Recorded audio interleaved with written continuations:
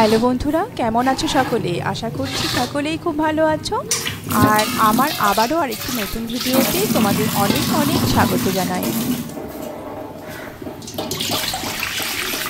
আজকে কিন্তু সকাল সকাল রান্না শুরু করেছি আর এখন ঘড়িতে প্রায় 7টা মতো বাজে। আর দেখো মাছটা আনা হলো, আর মাছটা আনতে কিন্তু অনেকটাই দেরি হয়ে গেল, কারণ মাছটা কাটতে ওরা খুব দেরি করে। আর না এমনি গোটা নিলে তো এমনি হয়ে যায়, গোটা নিলে বাড়িতে কাটতে খুব ভালো হয়, যেহেতু খুব তাড়াতাড়ি রান্না করতে হয় সেই কারণে না আমি কেটে নিয়ে আসতে বলেছিলাম। তো কেটে নিয়ে এসছে ওই কারণে, কারণ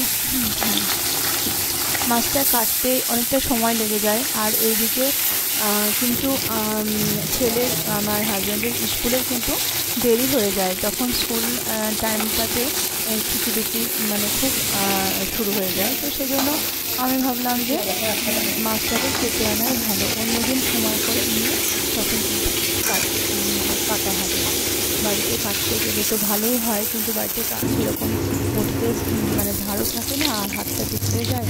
ওই জন্য কাটিয়েই নিয়ে এলাম আজকে। আর তারপর দেখো মাছগুলোকে কিন্তু ভালো করে ধুয়ে নিয়েছি, আর ধুয়ে পরিষ্কার করে ধুয়ে নিয়ে লবণ হলুদ মেখে নিয়ে তারপর কিন্তু আমি মশলাটাও বেটে নিয়েছি। এখানে আদা রসুন পেঁয়াজ বাটা আছে, আর পেঁয়াজ দিয়ে শুকনো লঙ্কা দিয়ে ফোড়ন দিয়ে পেঁয়াজ কুচি দিয়ে আদা পেঁয়াজ রসুন বাটা দিয়ে মশলাটাকে আমি একটু কষিয়ে নিলাম। আর তার আগে মাছগুলো যে আমি লাল লাল করে ভেজে রেখেছিলাম সেগুলো একটু ঝোলের মধ্যে দিয়ে দিলাম।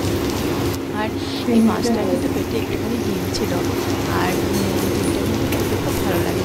আমি বলেছি অনেক সময় বলি যে মাছ না এলে শুধু ডিম আনতে, কিন্তু জানি কেন অনেকদিন ধরে ডিম আর পাচ্ছে না, আর আনাও হচ্ছে না।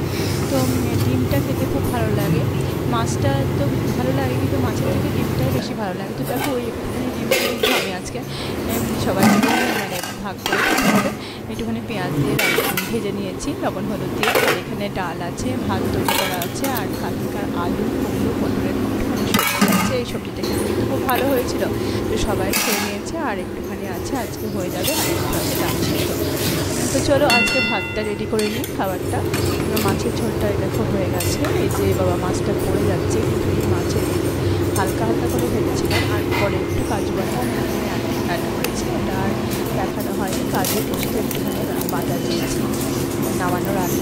তো চলো ভাতগুলো রেডি করে নিই আর খাবারটা দিয়ে দিই। বাটি ভালো না তো